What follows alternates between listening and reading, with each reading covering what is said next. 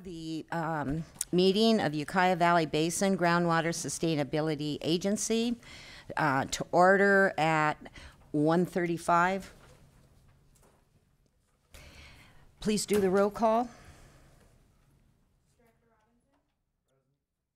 Director White. Present. Director Cardoza. Present. Director Brown is absent. Director Crane. Present. And Chair Brown. Here. Next, we'll have the Pledge of Allegiance, and why don't we have Chris Watts please lead us?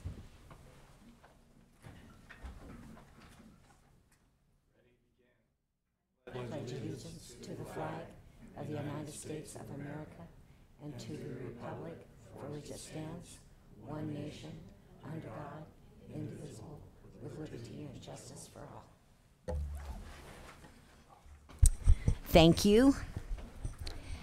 Item number 3 on our agenda is consent items, approval of the minutes from the September 14th, 2017 meeting.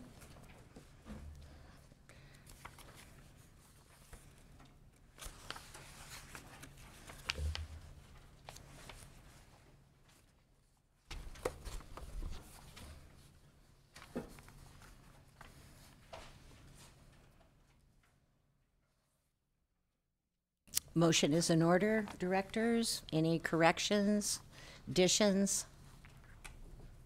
Okay. Move to approve the minutes. Do we have a second? I'll second. Okay. We have a motion and a second for approval of the minutes. We'll vote by the button, please. Do you have the button set up? Oh, you can't do that because we're over here. So we can still record it. Why don't we just do roll call? Okay.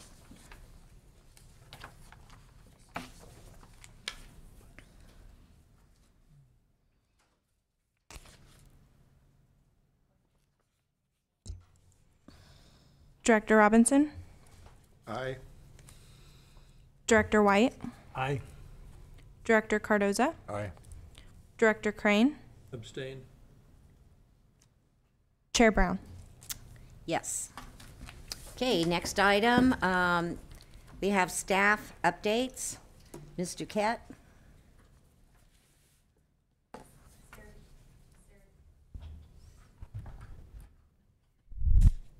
Sarah Duquette, Mendocino County. Hello. Okay. Sarah Duquette, Mendocino County. Just a quick update from us. We are working as the county to file a grant application for the GSP. The due date is November 13th, but they did extend the date out for the counties that were affected by the fire.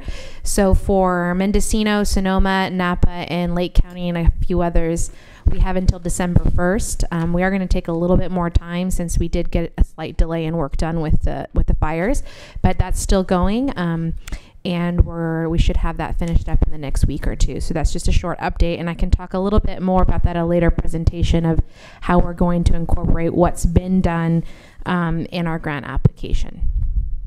That's it from staff. Thank you.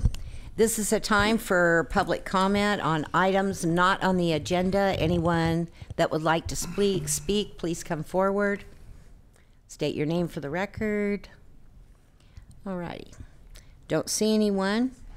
Our action items for today's meeting is a presentation regarding the Mendocino Lake Complex fire, disaster recovery efforts, and we have Ms. Tammy Moss-Chandler to give us the update. Ms. Moss-Chandler is the director of our recovery team.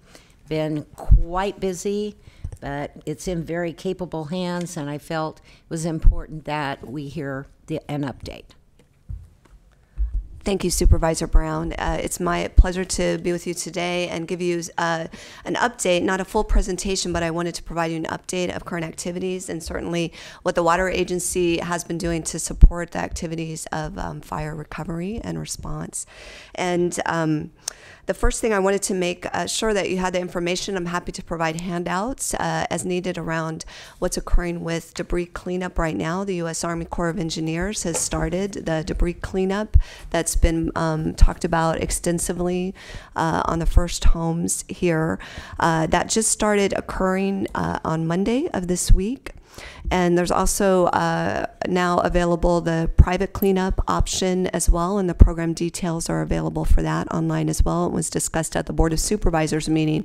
So there's actually a full presentation and discussion every Tuesday at the Board of Supervisors meetings right now, and there's been quite a lot of discussion about both policy and practical next steps. One of the things we did, because we were waiting for the U.S. Army Corps of Engineers to begin the debris cleanup, is 2 weeks ago we received a special mission task under the emergency protective measures of the disaster to do some watershed mitigation and protection to make sure that debris that was close to the watershed areas, beginning with tributaries to the Russian River, but then going to the entire fire area throughout Potter Valley and around the entire fire perimeter, to look at any watersheds that had debris within first 200 feet of the center of the streamway, and then we expanded that to look at any debris that was within 500 feet. CAL FIRE was deployed 10 days ago to actually implement the mission of actually putting down straw wattles as well as tarping and also a posi shell material on places that were appropriate in those areas. We worked with Caltrans as well as the Conservation Corps, and the state mobilized at the height of the mission last week. There were over 100 people out there and crews doing the debris cover-up to try to stabilize debris that during this most recent rains of the last week might begin to flow into the Russian River and other tributaries. So that immediate emergency protective measure was just completed yesterday. You may actually, if you drive out there today, see the last of the materials being picked up and put away for that emergency measure. During that mission, we actually got the initial data from what's known as the WIRT report through CAL FIRE that's been done for the last couple of decades, although the science has modified a little bit to do what was a new acronym for me, WIRT, the Watershed Emergency Response Team for CAL FIRE. And we had a hydrologist from actually from Sonoma County Water Agency joined that team, geologist from USGS on that team. CAL FIRE had a forester, and CAL FIRE is the team leader for that. So that initial draft report is online, and Sarah can actually provide that to the board, and it's available publicly now on the USGS site for the initial draft findings. But the formal report is still going through the state review process, and we expect the final report would be available. We were hoping by tomorrow, but it looks like it may be Monday. And then we're hoping to be able to invite all of you to a full presentation that the Water Agency would host for all of the partners in our community who would want a presentation from the WIRT team themselves. We have a commitment from the team leader, as well as we hope some of the hydrologists as well as geologists on that team to talk through those findings. Those findings are especially important as we go into the winter rains about the increased flood concerns that there are because of the debris flow that's expected because of where and how the fires impacted our various topographies in the fire perimeter. So we're looking closely for our next steps of mitigation through that. And we'll be working closely with our local partners to look at additional hazardous mitigation funding that we were just informed yesterday is going to be releasing and will be due the end of this month. So we're looking forward to working both with our water partners as well as with RCD and NRCS, our conservation partners, because there'll be additional funding to look at longer term erosion control, debris flow mitigations, like where to put K-rails and actually installing and implementing K-rails and other mitigations to look at both short-term and long-term protections for both life and safety, but also ultimately for environmental protections as well. So with that, the one last thing I'll say before we open up for questions, and if Sarah wants to add anything else, is Sarah is participating regularly on a call that was set up for Sonoma and Napa County, but we've been included because it's about impacts to drinking water systems. So particularly to make sure we're staying in tune with what funding and supports and information is available for Redwood Valley Water District that was so significantly impacted through the fires. There are a number of small water systems and drinking water systems throughout Sonoma and Napa County that were impacted, so they formed a support call for making sure there's information available around drinking water impacts and preventions, and both emergency measures and, again, longer term strategies to assure that the drinking water systems have what they need for long-term sustainability. And then just this week, a watershed clearinghouse began with our state Cal OES partners, and between Sarah and I, we're participating on that to make sure the water agency is represented. And really, the other counties are looking at the emergency protective measures we implemented with our really early findings from our WIRT report and what we've done with watershed protection, and looking at really tracking over the next weeks and months how we implement the mitigations recommended through the WIRT report, and how we develop additional mitigation strategies over the coming weeks. So with that, I'm happy to answer any questions or provide additional information. Directors, questions? Yeah, I have a question. I'm sure it's in the report. What exactly is the debris you're talking about that we want to prevent mobilization? Thank you. I really appreciate the clarification, because I began talking about debris cleanup and stabilizing debris. That's the fire debris, which is happening right now through U.S. Army Corps. And that is different than debris flow mapping that's under the watershed emergency protection plan of the WIRT report, that really is about how the fire debris may turn into a landslide or a bigger stabilization or flooding issue after significant rains. So two kinds of debris cleanup and debris mitigations that have to happen: the immediate toxins and hazardous materials that are being picked up from properties where there's damaged debris. But the WIRT report with CAL FIRE also looks at the natural environment and the debris from trees and the rest of the county outside of the properties that may have hazardous materials. And also looking at what we can expect over the next few years, because we'll see these types of flows and flood issues heightened over the next 2 to 3 years because of the fire. That's kind of sobering. Yeah. Yeah, especially if we get a rainy season like we had this last year. Yeah, so I think the reality that we have experience with floods, certainly, and we're responding to a flood, but because of the fire's impact on the natural environment, as well as homes close to the tributaries, and because of the number of tributaries, small tributaries throughout the Redwood Valley and Potter Valley areas, the aspects that will change and impact our flood conditions will be intensified during these next rains, because of there's no longer the protective vegetation that was there before. Yes. Okay. Thank you very much. Appreciate it, and look forward to report next Monday, Tuesday. Thank you. Thank you, Supervisor Brooks. All righty. Moving on, along on the agenda, next we have presentation, discussion, and possible adoption of the Ukiah Valley Basin Groundwater Sustainability Agency bylaws. We canceled our October meeting, mainly because of the fires and everything that was going on, but we finalized the bylaws from the meeting in September, and that copy was up, and I think it was even distributed, and was it not? Yeah, we had published, this is Sarah DeKent, Mendocino County, we published the agenda, and due to circumstances with the emergency and we decided to cancel that meeting. So this is back before you. We made the changes that came out of September, so it's back before you for one last look to see if there's any additional changes you'd like, and then hopefully we can adopt this today. Yes, Mr. Vice Chair. A question that it's not troubling, it's curiosity.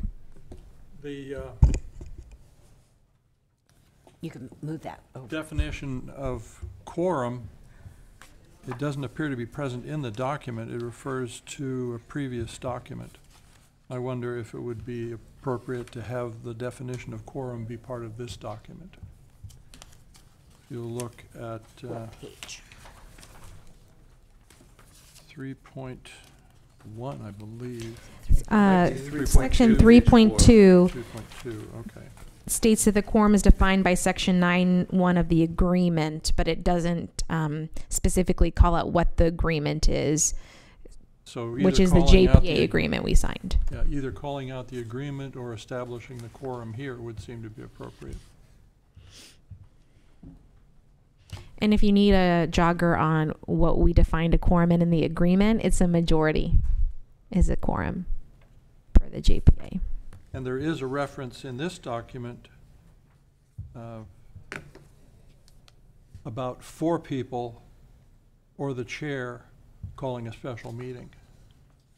So it occurred to me it may be appropriate to simply state majority or quorum here as, in our case, I guess it's 4 currently, but that may change if there are other groups represented here in the future. For your consideration.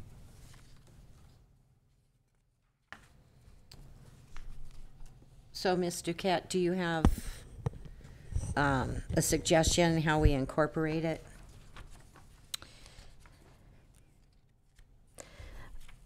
Under section .32 for quorum, I'd suggest adding in the joint powers agreement and being specific of calling out that agreement so there's no question of what document we're referencing. In terms of a quorum, we can change the 4 board members to a quorum, because if at some point you do decide to add an 8th seat or a 9th seat, 4 people would be less than a majority.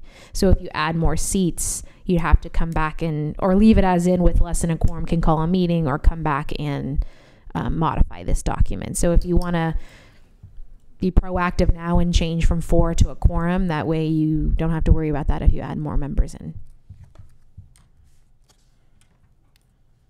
Is there a downside to defining quorum as majority in this document? Is there a disadvantage in that? I don't think so. No. So could we add one more sentence at the end, or do you want to, or do you think, directors, we should just revamp that particular paragraph? I think that it should be one or the other. I mean, it would be awkward, I think, to have it defined here and also have a reference to a section in another agreement, because then you got to read them both, and do they say the same thing? I think the agreement said we could do whatever we thought would be right at this point in the bylaws. So I think we should get what we want here in the bylaws, and then that becomes where it's at, and we don't have to be shuffling back and forth. Back and forth through documents. Yeah. Why couldn't we just have a quorum as a majority of the board of directors present at the meeting? Something real simple like that. I agree.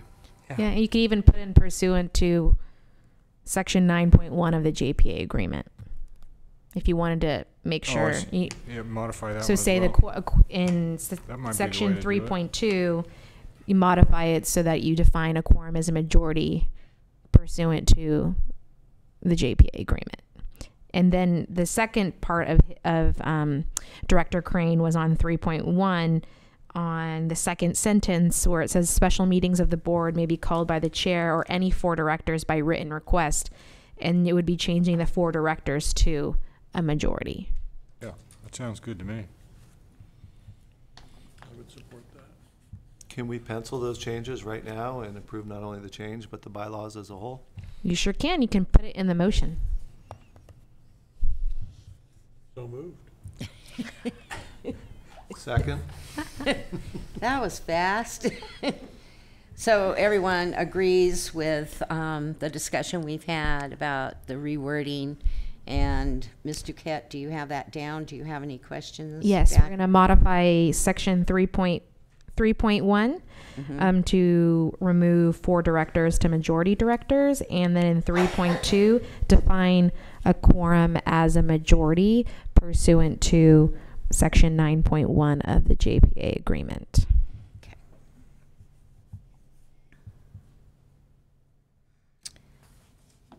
Would anyone like to comment on this item? Seeing no one come forward, we'll have a roll call vote. I found a typo. Oh, okay. On page 3, the 4th line up from the bottom, I believe it should be Board of Directors instead of Directions.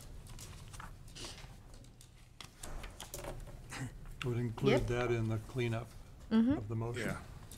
Would that be Oh, approved by the seconder? Absolutely.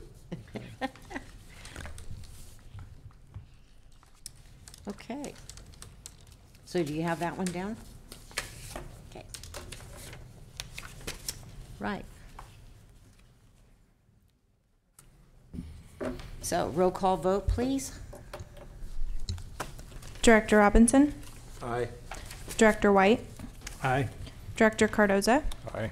Director Brown is absent, Director Crane, Aye.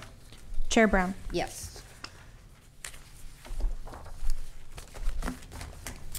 All righty, moving forward, we will go to discussion and possible approval of a letter of support for the Proposition 1 Sustainable Groundwater Planning Grant application. Sarah, do you want to give us a little bit of a background on this?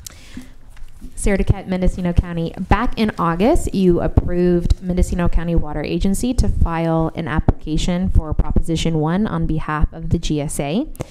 Working with our grant writer, he recommended having a letter of support from the agency that goes along with the executed minutes that we can include in our grant application. And so that letter is before you. And so this letter, along with the executed minutes of when you approved that grant application moving forward, will be included.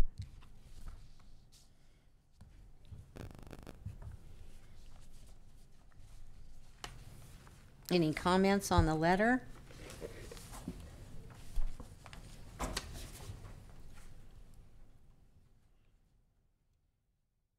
thought it was a good letter.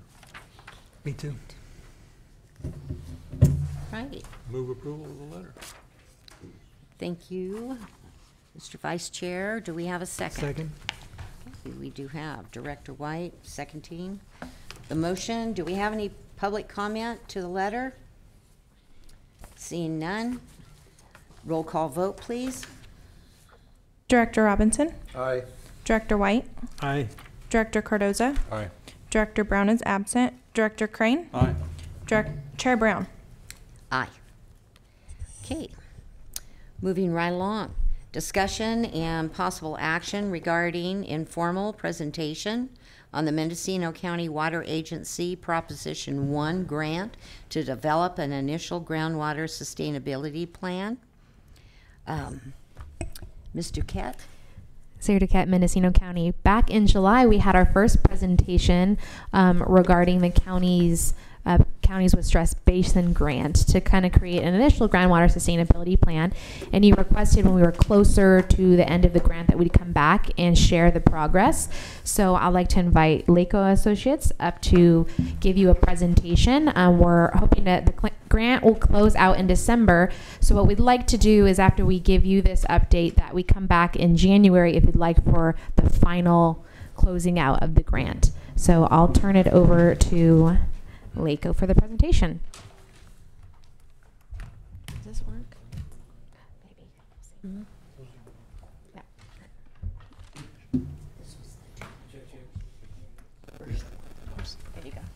Good afternoon, Chris Watt, Lego Associates, here with my colleague Brian Wallace. Thank you for opportunity to give you an update on where we are with the initial groundwater sustainability plan that was funded, as Sarah mentioned. So, yeah, this will be a quick presentation, and we're ready to take some questions if you have any. So really, this is just an update for you. We've basically completed the groundwater surface water data gap analysis. We put a memorandum out that's been given to the DWR. They've accepted that. It looked at where we needed more information based on the data we had at hand. Just to give you a sense of things, we looked at quite a few data points. I think we had well logs in the thousands. We had measurements of groundwater going back quite a few years, stream gauge information. So there was a lot we combed through, but there are some gaps. This is the type of information we've looked at, looking at water levels over time in the basin. This is kind of the meat of the plan. It's the conceptual model. It's understanding where water moves through the basin, how it moves through the basin, relationships with surface water, the bottom of the basin. There's been some work that has been done in the valley in the past. There was a study in the 60s, there was a study in the 80s, and then there was another one done in the 90s. We drew off that information, combined it with the well logs, and a number of you here helped us get some more information from your representative agencies. This is a kind of a map showing some of the geology at the surface. We've constructed a number of cross sections going through the basin. We showed you some last time that were very cartoonish, I'll say, and we've further refined those. These are works in process. This is a section through the Redwood Valley area. You can see the AA prime and the blue line going across the northern part of the basin right here. This is the Forsyth Creek right here. Oh, there's a better one here. Okay. Oh, I'll use the mouse easier. The mouse goes both places. So this goes through the, yeah, you have Forsyth Creek coming down here, the Russian over here. So this is a representation of it. The alluvium in the Redwood Valley area is very thin, and it really is just these little areas right here and right here. And then the rest of the geology and groundwater comes from an older deposit that yields quite a bit less water. That I think a lot of you already know that the Redwood Valley area, the groundwater yields are low, but there are some alluvium areas that are much higher, but it is very thin. This is on the order of 75 feet, if that, in this little area here, and even smaller over here. So this area below, we don't really have a lot of information. You can see the wells don't really penetrate more than 100 or 200 feet within the alluvium. So the information down here is, we have some geophysical information, and that's about it. So there's a lot of question marks down here, but most of the water is really up here and right here. So this is the kind of work we've been doing. This is another section going through, let's see, which one is that? It's B to B. Is it right here? Yeah, that line. Yeah, right here. So this is closer to the center of the valley. Here you can see the alluvium is much thicker. It's on the order of 200 feet.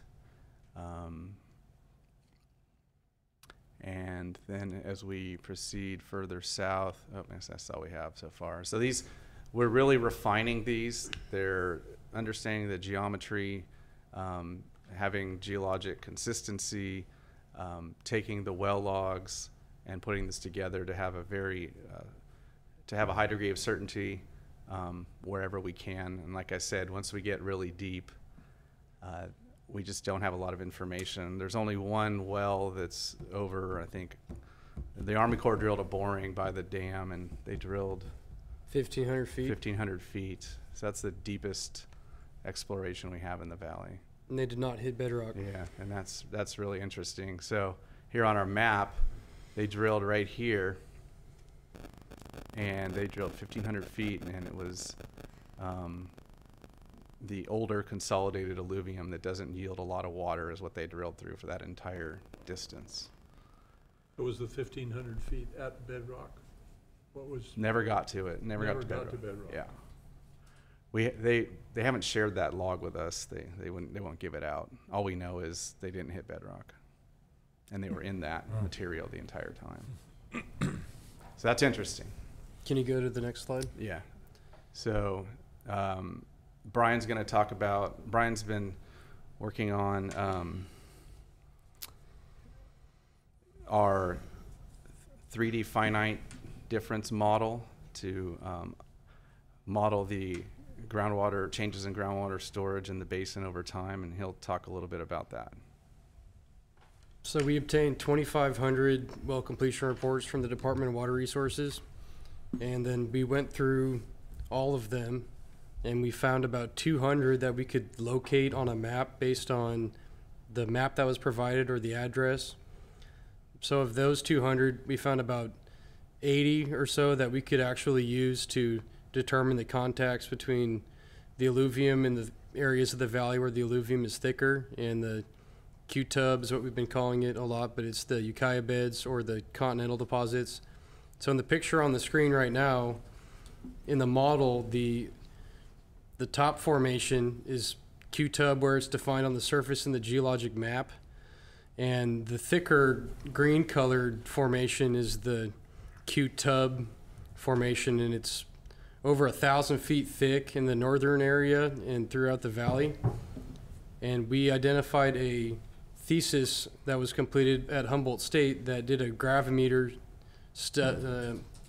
survey, and essentially the data identifies the density that's found over depth. And so when the density increases a lot, that's an indication of bedrock. We had 2 cross sections from this survey that provided data for the top north half of the groundwater basin. And then, can you go to the next slide, please? You have it. Okay. Just go next or what? Roll it. There you go. So this is kind of what we were looking at. So we used the data from that study, and then we also had certain points around the edges of the valley here that did hit bedrock, and we were able to linearly interpolate that bedrock back up this way. So it's kind of hard to see in this shot here, but it kind of comes up and it gets thinner and thinner, the Q-tub formation there. As we go south? As we go south. Now it's thickest right along here, and then again in this region right here. And it's over 1,000 feet thick in those regions, and then we tapered it up towards the south part of the valley here. And then this area here is defined as alluvium in the sections where it was defined on the geologic map. So during the development of the model, the first thing that we did was create a map of different types of infiltration zones, and that's based on land use and soil type. And then if it's a impermeable area like the city of Ukiah, it was a more impermeable area that had less recharge. And then we have for the steady state model, what that means is that it's a kind of like a computer model that is taken, okay, if we were to let time go forever, what's the groundwater levels going to look like? And it's a representation before you were to pump, or if you had constant steady rainfall and pumping and aquifer boundary interactions, what would happen if we let time go to infinity? So it's not a perfect tool for doing a water budget because it's just very coarse and it's like a giant average over time. But when you do get into the transient simulation, it's a good way to check your answer in the end. And it's also good for calibrating how big your grid size needs to be. So we wanted to do this step where we basically discretize up the entire groundwater environment into a series of rows and columns. So on the left, this is 81 rows and 27 columns. So it's got 81 different cells coming down and then 21 across. And then we multiplied that out by values that were 3 times as much. And we looked at, okay, if it's 243 rows and 81 columns, what does it look like? And you can see that the hydraulic gradients change and the accuracy is increased. And this is an important component of the analysis in order to develop a transient model so that you know how accurate your data is. So on this slide, it's a comparison of how long the model runs for to the model accuracy. So if we were to look at a observation point, as we increase the discretization and the resolution of the model, this one where the grid sizes are 4,200 by 4,200 feet, our heads were this value here. And then as we make it finer and finer and higher resolution to down to 200 feet, we have a big variability of 26 feet. But between this point and this point, between a 300 by 300 foot grid and a 200 by 200 foot grid, we're starting to see a closer representation of the same point in space. And then this point right here is shown to be pretty much the same. So the steady state simulations, one calculation takes 26.6 seconds. If you were to do a transient model, you're looking at running the model for 12 months, and then the study period we're going to evaluate is going to be 3 to 4 years, where we have good water table data from the CASGEM program. So you have to run the model, 36, 40 times just to get one simulation output. And then when you want to calibrate to the wellheads, which is looking at what the water level is in reality at the measurement points in time and what the model produces, you want to try to make this as right along the 45-degree angle here, and that's an indication of how well the model is producing reality. So I know that was quite a technical presentation, and so I want to tell you, why do we care about this and what does it mean? So we know that Sigma brings a layer of regulation to this valley that could have some significant impacts on the valley. And we know that those regulations could have an undesirable impact to our community. And this is a 30-year or longer planning horizon. So this sustainability plan needs to look at what's going to happen 20, 30, 40 years from now. It's a long horizon of time. And that can be somewhat abstract. How do you predict it? What's going to happen? What's the growth going to be? What's the condition of imported water into our valley going to look like? Is there going to be changes in precipitation? Is there going to be changes in endangered species? So it's a long look, and you guys have stepped forward to deal with these questions. And this model that we've done right here is the stepping stone to having a scientifically defensible plan that informs you. That's what we're talking about here. That's why we're going to this level of analysis, so that you have a scientifically defensible plan to make decisions upon. And the next step is sustainable management criteria. So this plan needs to say, here's the conditions today, looking out 30 years, what could happen that would produce undesirable results. And those undesirable results are defined in Sigma, and the one that has been pointed out for our basin is the interconnectedness of groundwater and surface water. So our model is going to provide the rational approach to looking at those potential undesirable results and give you the tools to narrow the impacts of this new regulation on this valley. And things that we need to consider are, is there going to continue to be water coming through the Potter Valley project, and to what degree? Is there going to be changes in the endangered species that are in the waterways that are groundwater dependent ecosystems? Is there going to be changes in rainfall? So this is the stepping stone to the next document which you have to prepare, which is the actual sustainability plan. This is the first little initial piece to kick that off.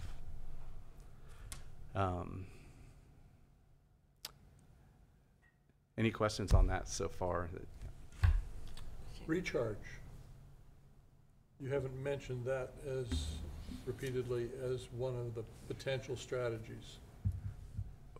Strategies for? If,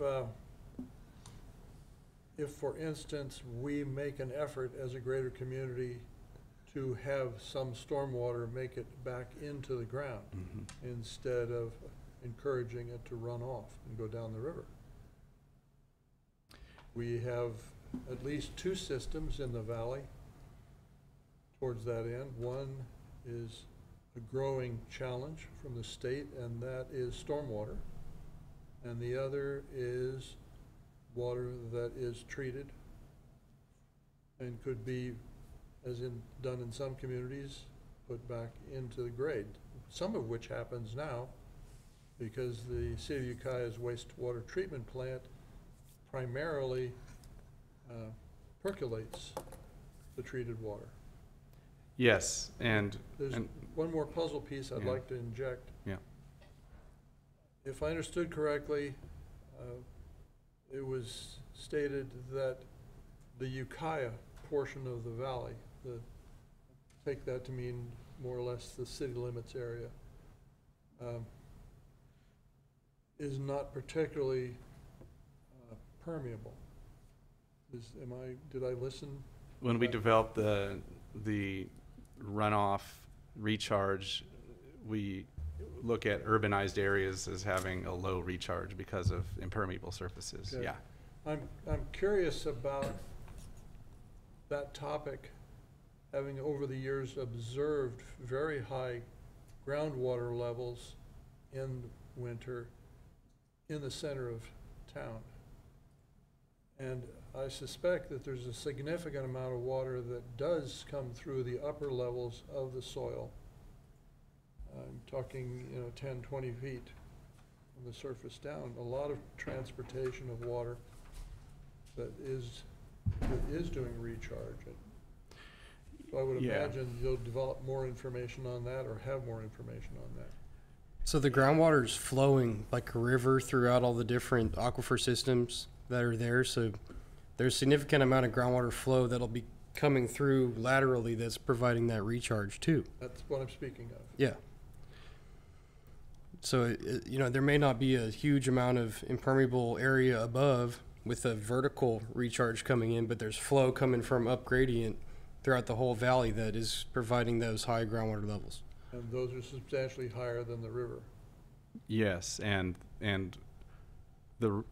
for the most part, if you want to speak about that technical detail, for the most part, the groundwater of this basin, at least south of Lake Mendocino, is higher than the river and flows to the river. The river does not discharge into the ground.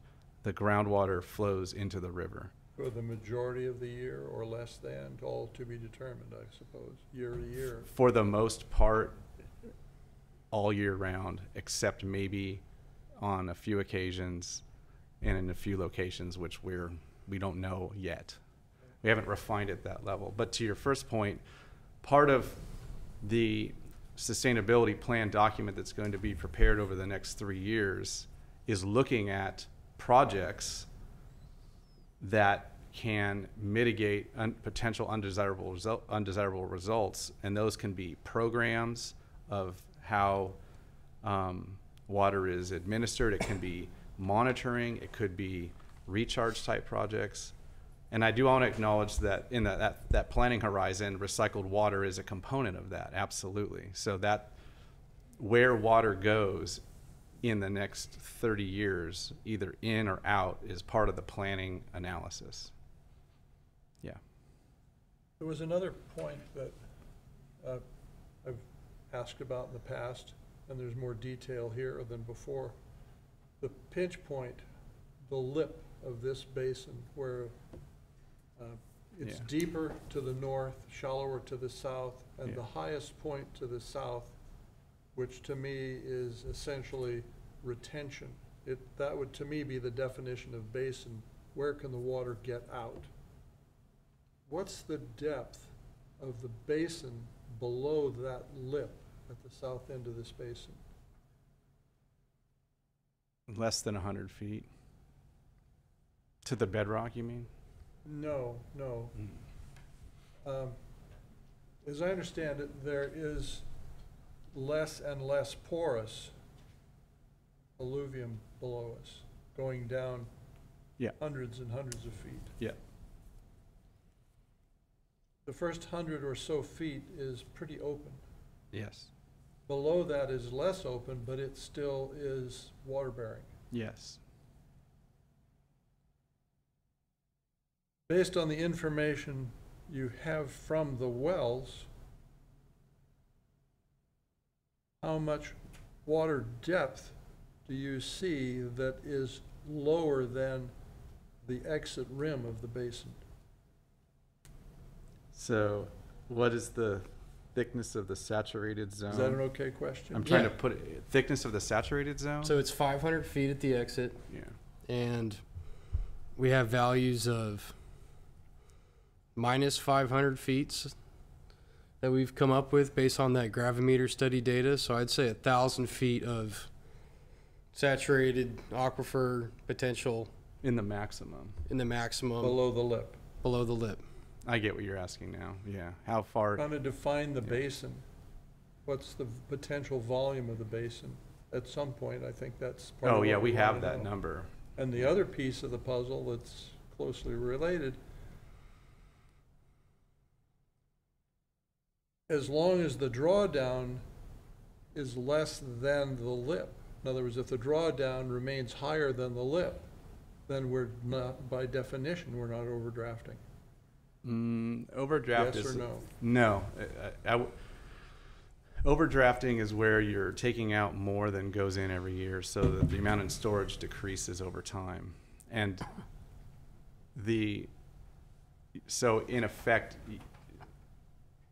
the lip, because it's not a bathtub, it's porous media, so a pressure differential in one location may take a year to have an effect 2 miles away. So it doesn't lower, when you pump here, it doesn't lower the entire basin. It has an effect that's limited by that porous media.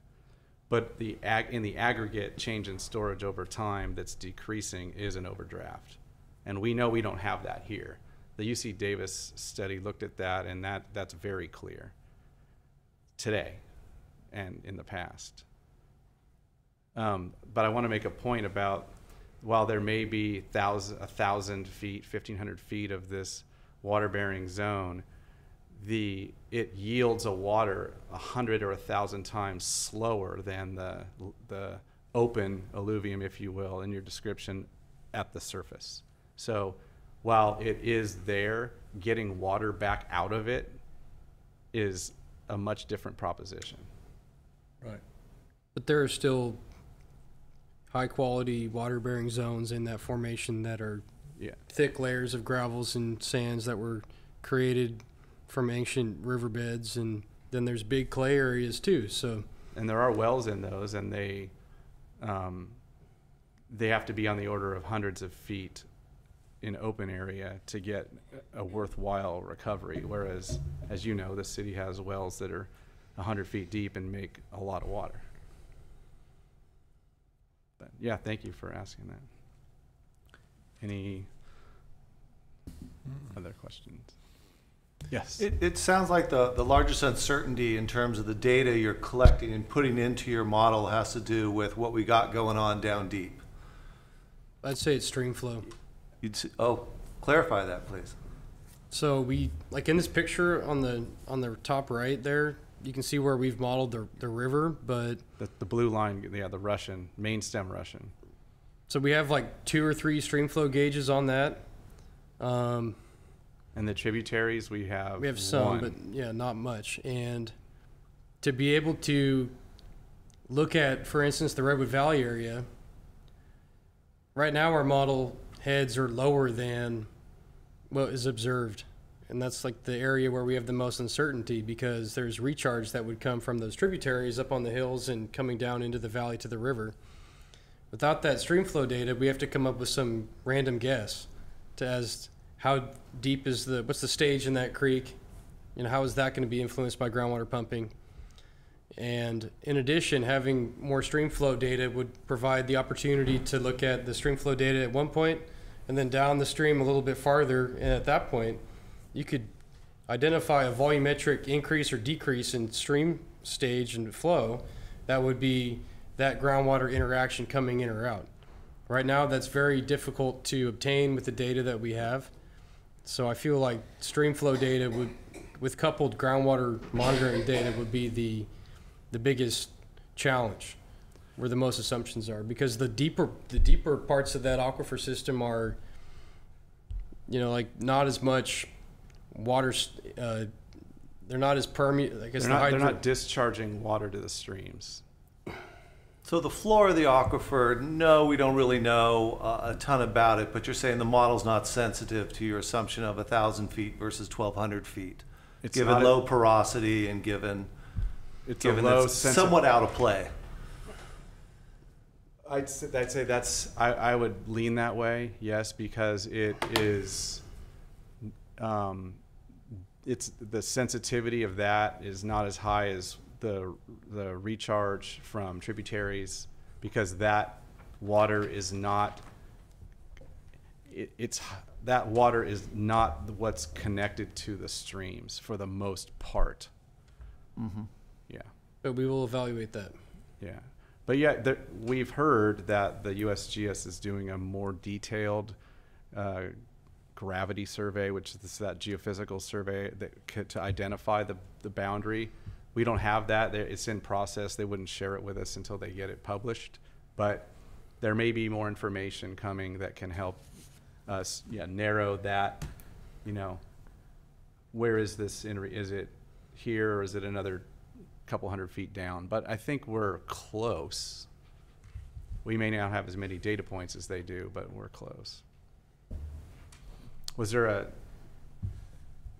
second part of that question that I missed, or did you? Not yet. Okay. Not yet. Okay. Fair enough.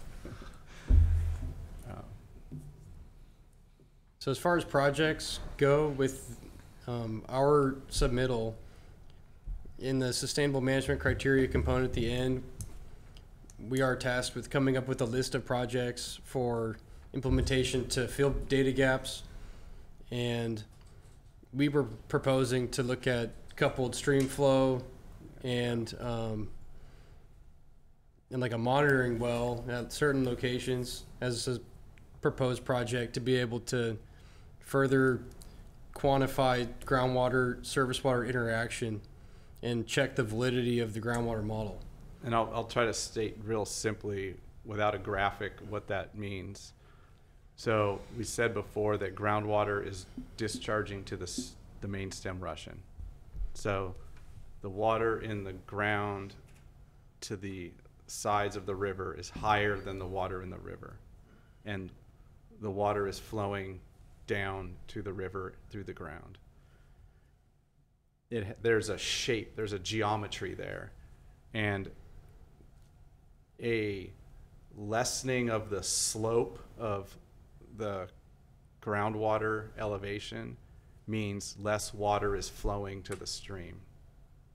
So looking at the over time change in that slope allows us to look at, is there a decrease in the water flowing to the stream over time and in given regions? And identifying thresholds of significance in that change is part of the sustainable management criteria. I know there's a graphic in there that you got to visualize, but if there's no flow, it's level. Yeah. Exactly. The more flow there is, the steeper it is. There you go. Yep, that's it.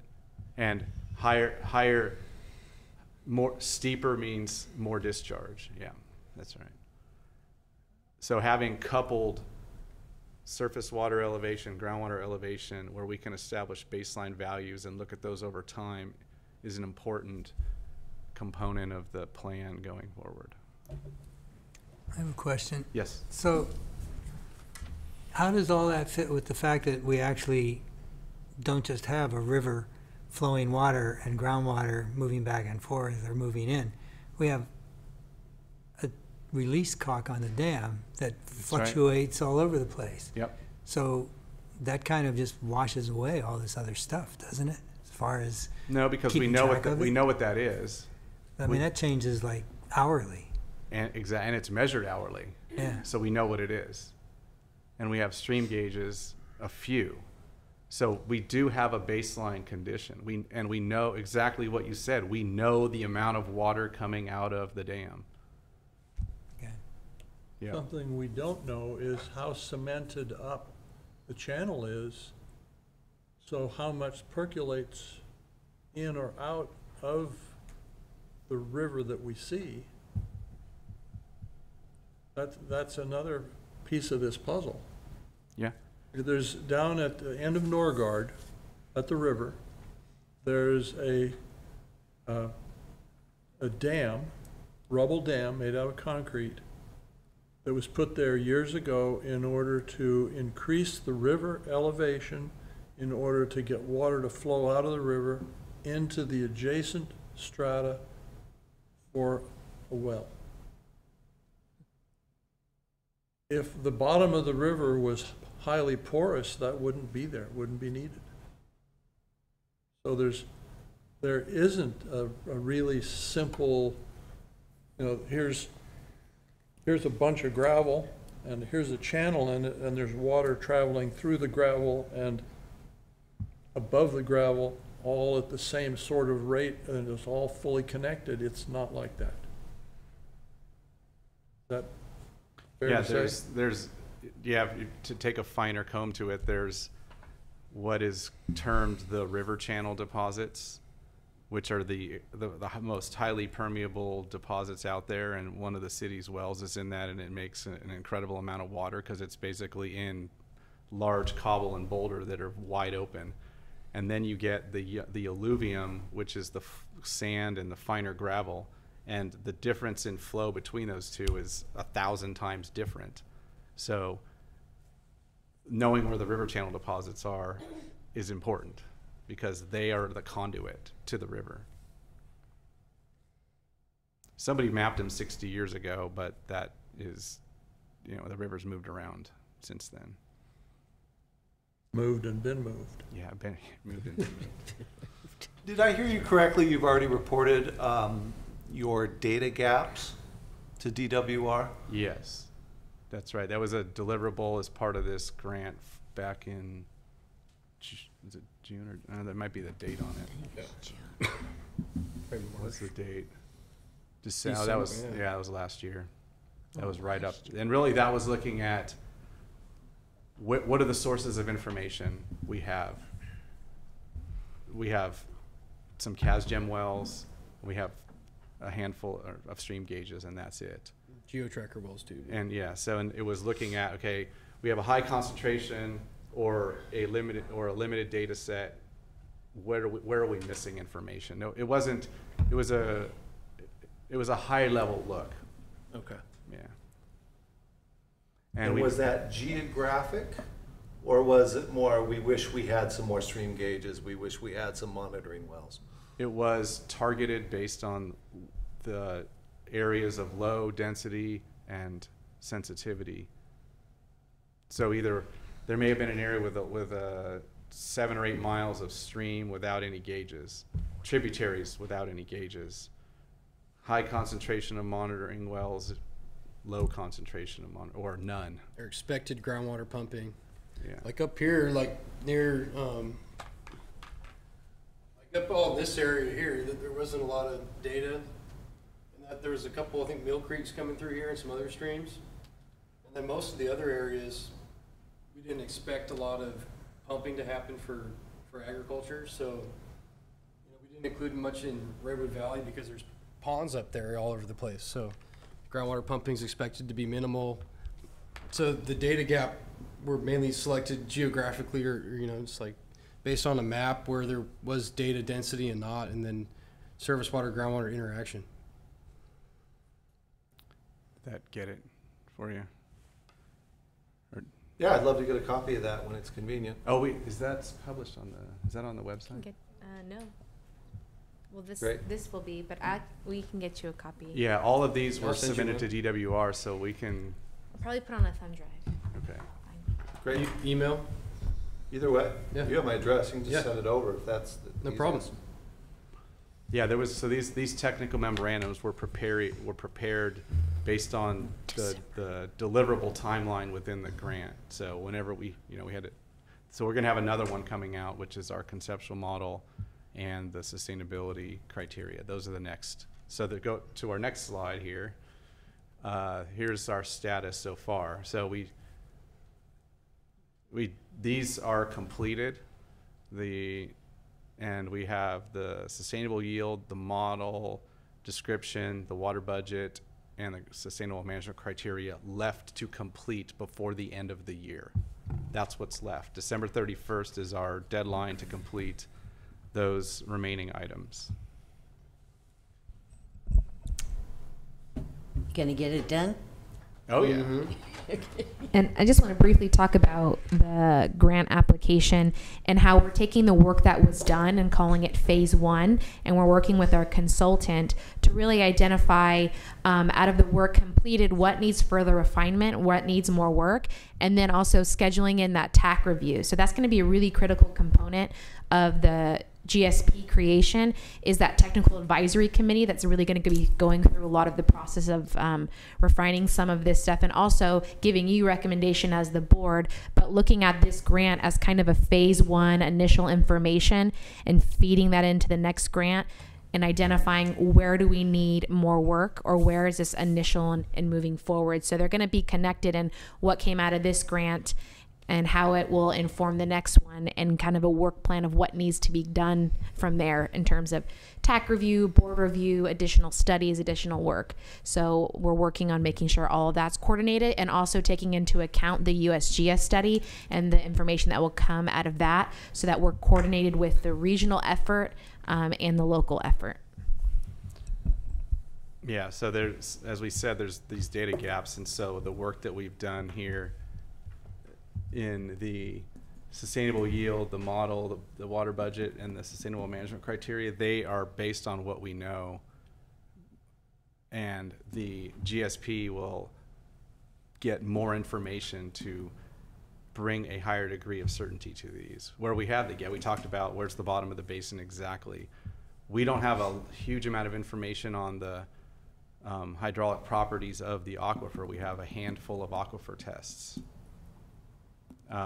We have a few stream gauges. We have no coupled monitoring wells and surface water gauges. So getting that information will inform the technical aspects of the plan. And then, as Sarah said, there's a huge programmatic outreach component to it. Well, that's all we have. If there's any other questions, I'd be glad to answer them. Yes. You know, I guess this is very technical, and I'm not that technical, so I know you mentioned that you were certain there was no overdraft. You could say that clearly. So there are data gaps, and to know whether or not we are moving away from a current state of sustainability, which I think with no overdraft can also be said, basically we're sustainable in terms of groundwater at this point.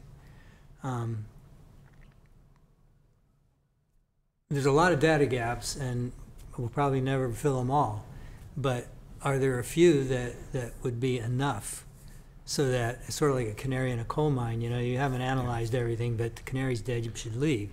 Is there something in this picture that basically gives us we can do the least to learn the most? So the way that the DWR is advising us on that is to look at undesirable results are defined. There's a series of them. There's the overdraft, there's subsidence, there's changes in water quality, intrusion of salt water. There's a series of them. They're defined.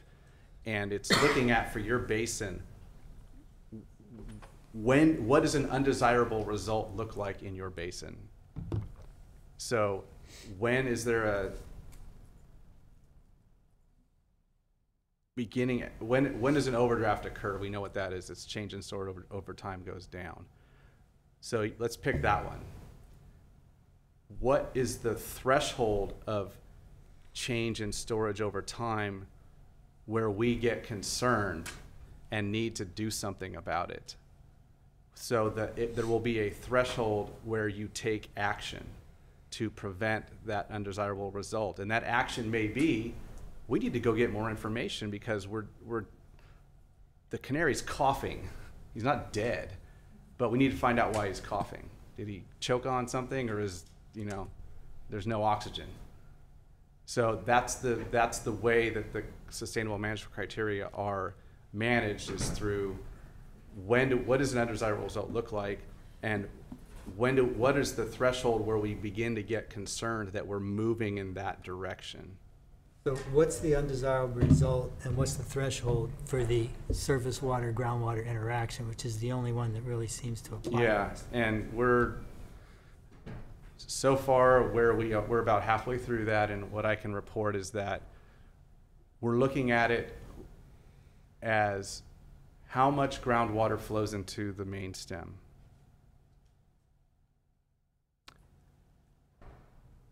It's a percentage of the flow in the river. Okay, so let's use some plain numbers. If there's 100 CFS released from the dam, there's no tributary flow coming in.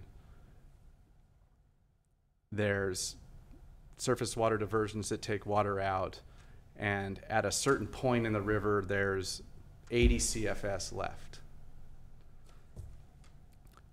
There's a groundwater contribution to the flow in the river at that point. It's a number, and it's a percentage of the flow. So if we say there's 100 CFS in the river, we can do the math based on the groundwater model to say basin-wide there's 1 CFS of groundwater coming into the river. So there would be, groundwater is a 1% contribution to the flow in the river. So that's a baseline level we could look at. And we could say, and this is what we will be advising you, but you have to decide, what is an undesirable result? How much change in that contribution of groundwater to that aquatic resource becomes undesirable? What is that number? Is it and that's for us to figure out. It could be all of it goes away. I mean, that's unrealistic, but that would be the flat, right? So if it's dipping like this and it's 1%, and it's dipping like this, it's 0.5%, that's a 50% change. Is that an undesirable result? This is the work to be done. That's a way of determining how much impact is groundwater pumping having on the amount of water that flows into the river, and when does it become undesirable? That's the work to be done. We can measure these things, but determining what's undesirable is for this body to grapple with through the advice of your technical advisory committee and the groundwater sustainability plan. But I mean, undesirable seems like a very arbitrary word. It's like, I feel good about this. Well, no, I feel good about that. Well, it's the it's the groundwater dependent ecosystem. So if you have, why is the water in the creek why is the water released from the dam in the summer? What is it doing? It's water for ag, and it's water for habitat. So how much water can you take out of that before you have an impact on the beneficial use of that water? I guess that's the it's question. all on how you want to look at it. I mean, you can look at the dam as just a way to store water, just like the groundwater is a way to store water. And when the groundwater has reached the point where it's maybe making a minimal contribution, you've stored this water for the purpose of ensuring that you have some flow that you feel is necessary. And so, I mean, that's kind of how things have been going. Yeah. And, you know, it seems like we just need to make sure that they don't change that much from the way they are.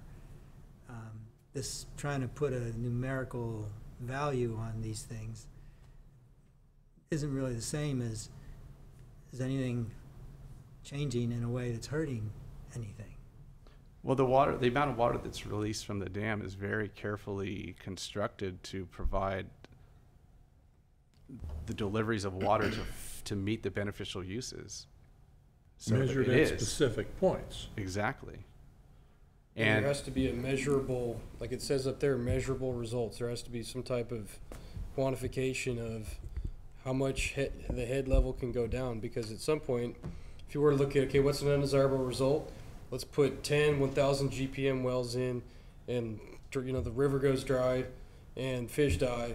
There's like a good example of the worst case scenario, which could potentially happen with some crazy idea about how much flow could be pulled out of there for whatever purpose. But that's what DWR is afraid of, and that's what the measurable results are supposed to do. So not that that's going to happen here, but there needs to be some type of kind of like thresholds. Like, we're going to bring down the head a little bit, you know, that's not going to be any action. But if you did get it down to the point where you were pulling water out of the streams or the river, then you would have an undesirable result. Yeah, I mean, whatever that those are. at least sounds like something that makes sense. It's like, if the groundwater contribution goes to a minus value, then you're starting to take water away from the river. But up to the point where you've hit parity, it just doesn't seem like it's an issue. I mean, I don't think we can pick a magic number. It may not be. We may get through this exercise and say it's a non-issue.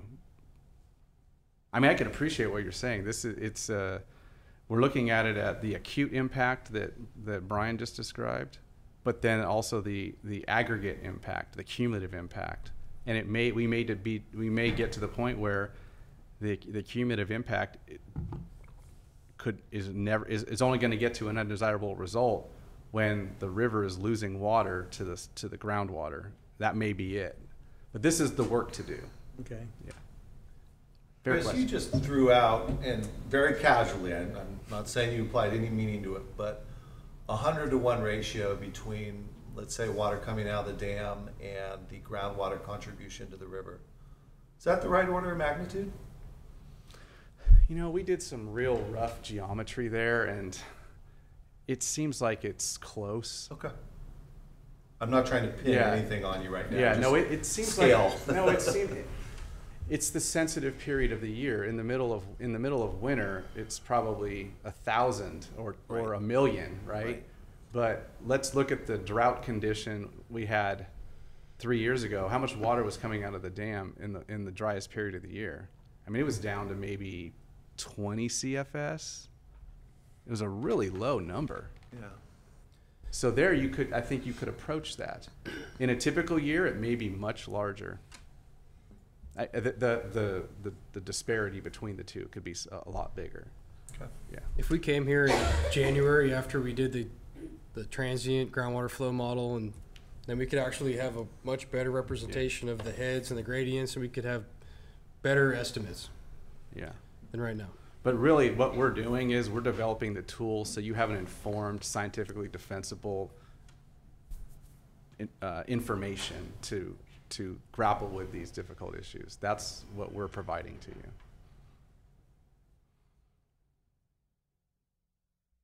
So we're going to see you in January?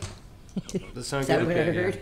Thanks for the thoughtful questions. This really helps us because we're doing this for you guys, and we need to know what your concerns are. So thank you. Not through yet. I see someone from the public has a question. Please come forward. State your name for the record.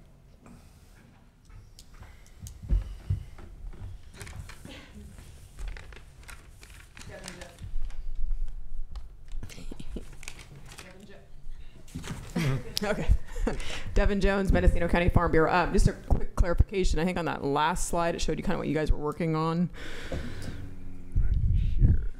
Yeah, so I just had a question on the kind of the recommendations, the criterion within the grant process. How flexible are those going to be moving forward as we do sort of develop more of the data analysis? Are we I don't imagine will be set in stone for those specific criteria that are recommended at this point in time. I'm hoping that there'll be quite a bit of flexibility as the plan goes forward. Is that correct to say? Correct. Yeah, this is your plan. This is your plan. So we're going to set the stage. And as you know, Director White pointed out, we don't have a lot of that detailed information. We're going to set the stage, and it is probably going to be very coarse criteria looking at undesirable results. We cannot get down to very refined threshold values with the information we have today. It's going to be very broad and open, and this is the initial plan. That this is not the final plan that becomes the document. What we're working on is the initial plan to help with the final plan, which is the document that will be the planning document for this entity under Sigma. So this is information to inform the actual plan. And I would also add to that, when we started this project, DWR was working on a lot of these criterias and a lot of the information that we'll be using in the GSP process. So it's also evolving as the state kind of finalizes different kind of criterias and things that we have to meet. So we did start this grant before some of that was finalized. So it is really a starting point. And we have a lot more information now than we did when we started this on what's going to be required. Yeah, to put it in perspective, the guidance document for doing sustainable management criteria came out yesterday in draft form. You haven't digested it for us yet? I read it once. I do have a question, if I may. Yes. Back to the slide with the various levels of definition from, I think, the smallest, that. How many more data points did you have to generate those 4 scenarios? None. They're all based on the same number of data points. But each data point may be representing a larger area. So there's gotta no talk more it, Mr. accuracy. Mr. Crane, talking to the mic, please. It has to do with the how long it takes to run the model. For it to grind. Yeah. And it is more accurate because when you have a really coarse grid, as you can see here, the solution. So this whole square is basically saying that all the heads in this area are of this value, whereas you go over here, you've broken that up into 100 times more. But that's by interpolation, right? Well, or extrapolation. If there's no more data points, sure. Where's the higher resolution coming from? You're taking the data points are being used to represent smaller and smaller areas. So if you have one area with 5 data points, the model's having to use all those 5 to represent one area. But if there are no more data points, yeah, how does that work? So think about it like the equation is not, it's like, say if this was the groundwater table here, the equation is true for all different points. So if we had a slope here that had some different types of curves and features to it, if we just looked at it with 2 points, it might be a line that comes down and then down like this. That would be 3. Okay, thanks, sir. I'm an engineer. But say in reality, though, it had like a lot of different curves to it and different features. If you have these 3 points, that's all you're going to get. But if you were to look at it with like 30 points, you could actually start mapping out all those different topographic features. It's averaging, basically. You're averaging over big chunks of information. Right. So in the data that's going into it is, at least for the ground surface and for those other surfaces that we created, they are also continuous surfaces. The ground data is 10 meter DEM data because we do not have LiDAR data, so it's not the best resolution. But the other surfaces that we developed for that aquifer geometry, those are continuous surfaces too. So as you have the coarser grid, it really is averaging over all those different kind of features. But as far as the data for here are the wells and this is what the hydraulic head is in those wells, that data is going to be the same over time. And, it doesn't really matter except for when you do have a higher resolution model, the drawdown impacts from those pumping wells will be better defined. Right. And this is predicting outcomes too. That's what it's doing. So it's saying what's it going to be in the future. Yeah, I think it makes the point that having more data makes for a finer map. Because your starting condition is that much more accurate. Right. Yeah. Fair enough. Anyone else? Anyone from the audience? Seeing none, thank you very much. We'll see you in January. Thank you. Okay. Next item, item E, is discussion and possible action regarding the development of a technical advisory committee memorandum of understanding. And we had that, some discussion at our last meeting.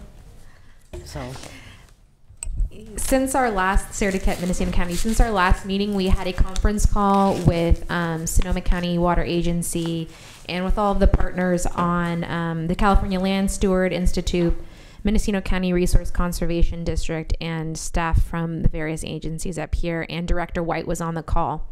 So we took the initial framework from the formation process and we further refined it and made some red line edits to it. And that's before you today. So we added California Land Steward Institute.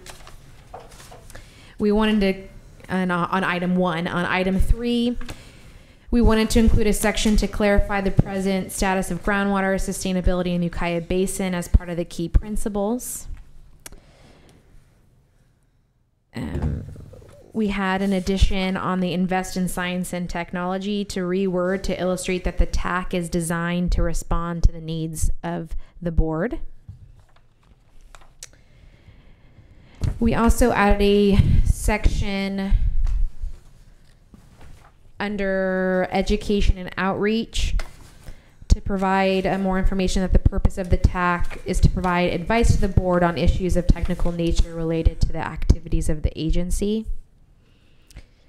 Under number 4, the scope of activities, we added review and provide comments on other items referred to the TAC by the GSA, so that if there's other things outside of the GSP that you want us to review, that we could do that. On 5.1 representation, we added an updated sentence for the Mendocino County Resource Conservation District, and we also included the California Land Steward Institute.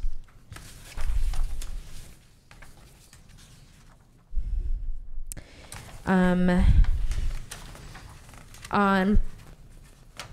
item 6, activities and programs of mutual benefit, we just took out in bullet point number 2 and put it up earlier in the document, which we went over. And we wanted to include under 7 other elements of the MOU about adding members, process for adopting and counterparts, things like that. And this is back to you to see if you're okay with the changes, because this document's going to be used as the blueprint for the actual MOU agreement. And so if this is, if the board approves of this, we'll give this back to Sonoma County Water Agency and they can start the process of drafting the MOU, which they've agreed to do that. They aren't here today, but we will get in contact with them and probably do another conference call with the working group. And I'll turn it over to Director White to add any information you'd like to share from the conference call. I think you covered it. I don't know, be interested in any comments from the rest of you as to absolutely to what you think about this. And also, from what I see here, these were the things that we wanted to do, but they aren't necessarily done, like where it says, you know, add a section or right reword. That has to be done as far as I can see. Isn't that correct, Sarah? That we actually have to create what we said we would be doing. That would be item number 3 on page 2, where you're talking about add a section. Yeah, where it says that, and like where it says in item 3, reword. You know, to show the TAC is designed to respond to the needs of the board. So you need actually to have reworded it To approve to be it. done. You know? Yeah. Okay. So anyway, what do you guys have to say about all that? Well, I think we're on our way. Like to see something come back in December that maybe has the rewording and the addition of a section. And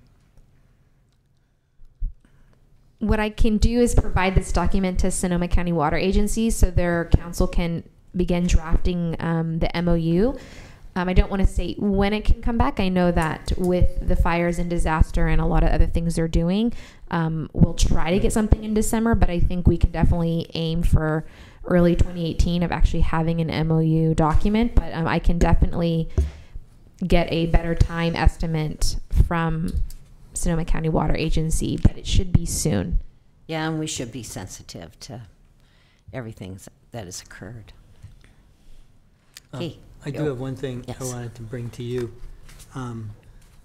You know that the last time we met, and I had said how I really felt it was important to have somewhere in there to clarify the present status of groundwater. So when I look at where we placed it, it seems to me it's kind of not really one of the key principles agreement as much as it is one of the goals. So I would suggest if you would like to do that we move that up to the goals rather than leave it as, in other words, move it up into item 2 rather than in item 3. Gotcha. You're saying move it up as a goal and Yeah. rephrase it as don't screw up what's already okay? Yeah, essentially, yeah. That would be a good statement. Okay. That was in plain English. Yeah. Well, Oh. I don't know. Is that your sense to do that? So, Sarah, I see we'll consensus. put it there. I'd like to hear from the public. Anyone from the public? Do you have anything to address on the draft MOU framework? I've got one more comment. Yes, sir.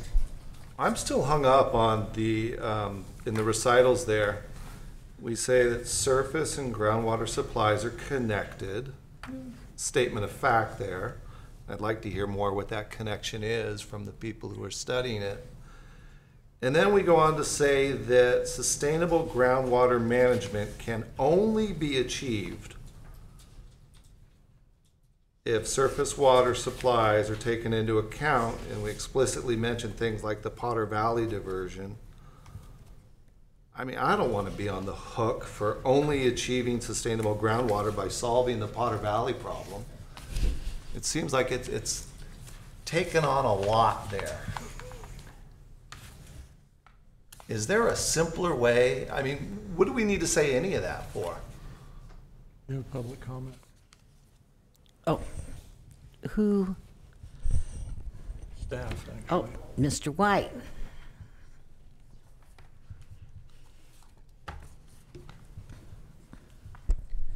Good afternoon, Sean White, City of Ukiah. I think a lot of that language is from the Sonoma County Water Agency. I know Jay Jaspers has been making those points forever, and I sort of think it is their intention to have those memorialized. So you're on the hook. We're on the hook if we approve that language. That would be your choice. Yeah. Thanks, Sean.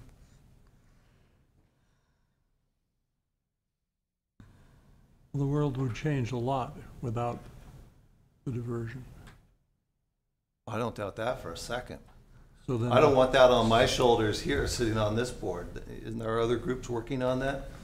Well, but one could make the argument that the more the community as a whole declares that's important, the more credible that effort may be, more effective. Unless I've got it backwards. Well, that's the thing. I don't even know which direction, right? Well, downhill. It all goes downhill. We're creating a group here to help us with the science. Yes. And yet I feel like we're prescribing solutions already up front. That's what my hang up is here. Cart before the horse, really. I'd like to hear their perspective before I decide.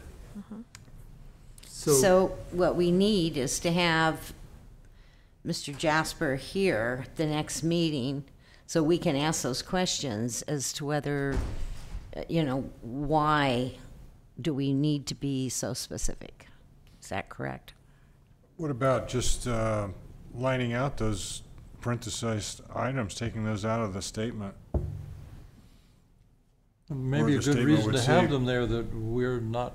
You can achieve if both surface water supplies and valley groundwater are managed in a coordinated manner, rather than pointing out Potter Valley, Lake Mendocino.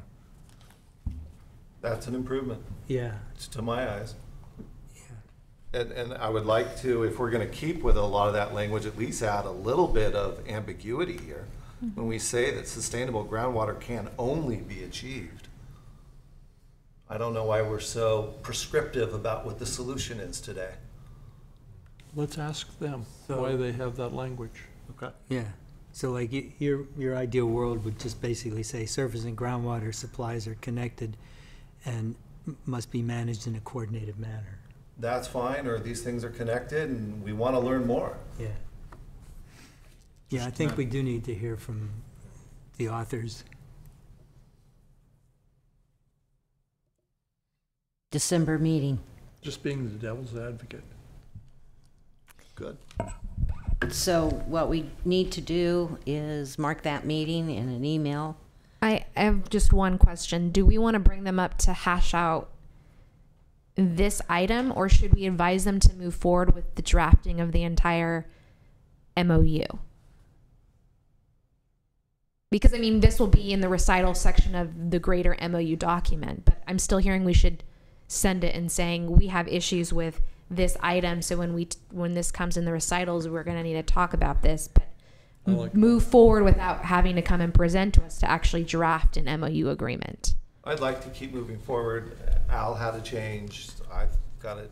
And then ideally, if we can, I'll talk. I mean, I don't know if they can create an MOU document by December meeting, but bringing them up for a meeting, either in December or January maybe, and kind of reviewing the MOU and then maybe finalizing the recitals section, and particularly this item, so that we don't fall behind on making progress of getting this document signed, so we can actually then appoint the TAC members, and hopefully we'll be successful in our grant application and we'll be ready to start work in early 2018.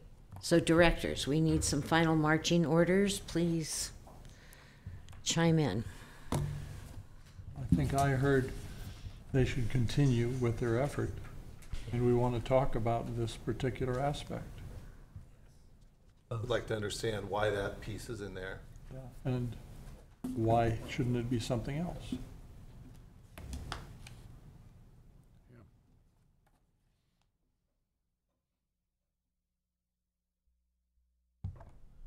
Okay. Do you have the direction that you need to go forward? And then we can actually give them the January date. We don't have a January date yet. Oh, we haven't adopted a calendar? Not for 2018 yet. On the horizon. And then that I kind of brings like up another the second Thursday.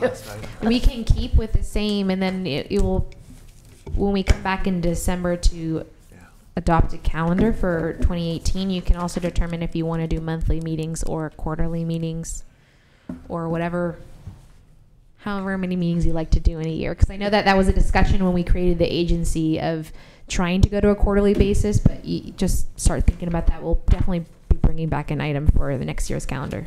I think it's early to do that. Kidding me. Pardon? I would think we'd be better off to keep the monthly, and if there's no business, then cancel the meeting. Okay. Other opinions? I would Agreement? agree with that. I think it's a little early to go to quarterly, but Okay. Is our next meeting the 14th of December? Second Tuesday. Thursday. Second Thursday. It's that other word with a T. It's on my calendar. Yeah. Correct. Oh, I was looking at the calendar. okay. Calendar, I won't. I guess I could have turned around. That's the second. Okay, yes it is. 1:30. Okay. So, anything else? Reports? Anyone from the public? Any final comments? Seeing none, we're adjourned. Oh, director's reports. None. None here. Nothing to report? The Millview District is just entered escrow with Masonite, and so we have several months to do our due diligence on whether we want to continue that purchase. Thank you. All righty. We're adjourned at 3:10. Thank you very much, Sarah.